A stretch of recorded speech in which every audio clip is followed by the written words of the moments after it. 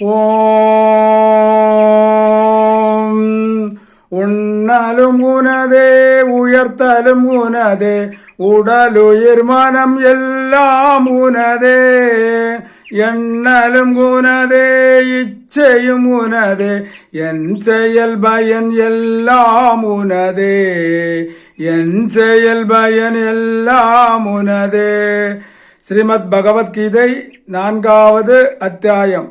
இமம் பவஸ்வதே யோகம் प्रोक्तवानगमव्ययम् व्यवस्वान् मनवे प्राहु மனுரிக்ஷாகவே பிரவேத். அதாவது பகவான் கூறியிருப்பதாவது, இந்த ஆத்மாவை பற்றியான இந்த அறிவை நான் இதற்கு முன்னாடி மனுவுக்கு கூறப்பட்டேன். உலகத்தினுடைய ஆரம்ப காலத்திலிருந்தே இந்த ஞானத்தை கூறிக்கொண்டே இருக்கின்றேன் என்று கூறியிருக்கின்றார் பகவான். இது பெரும்பாலான மக்களுக்கு ஒரு எண்ணம் உண்டு.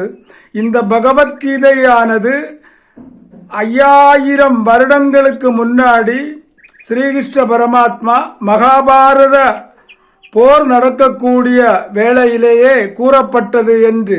இல்லை, இந்த ஞானத்தை உலகாரம்ப காலத்திலே அவர் கூறப்பட்டதுதான். இப்பொழுதும் நான் கூறுகின்றேன் அர்ஜுனா என்று இவர் கூறியிருக்கின்றார். ஆக இந்த ஞானத்தை மறைக்கப்பட்ட ஒரு ஞானம் அல்ல, ஒன்று. இரண்டாவது, இந்த ஞானத்தை கிரய விக்கிரயம் பண்ண முடியாது. கிரய விக்கிரயம் என்றால் இந்த ஞானத்தை ஒருவர் இன்னொருவருக்கு தர முடியாது.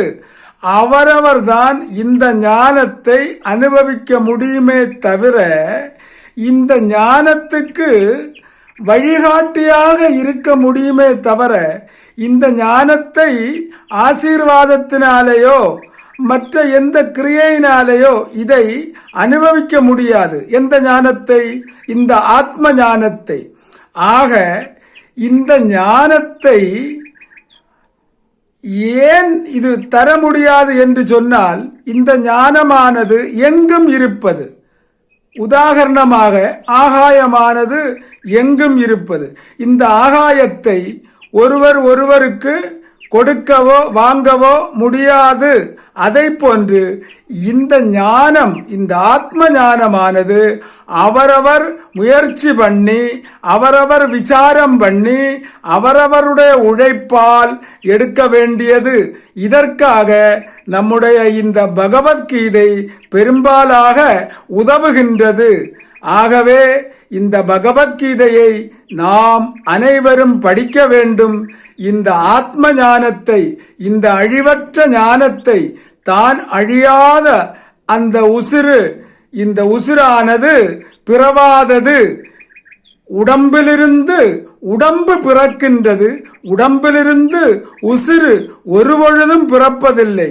நாம் உசிறு உசிறு என்று அறிந்து, உலகம் அழிந்து போனாலும் உசிராகிய நாம் அழிவதில்லை அழிவதில்லை என்று அறிவதற்காக, உணர்வதற்காக பகவத்கீதையை படியுங்கள் படியுங்கள் என்று அன்புடன் கேட்டுக்கொள்ளுகிறோம். ஹரி ஓம் தத்சத்.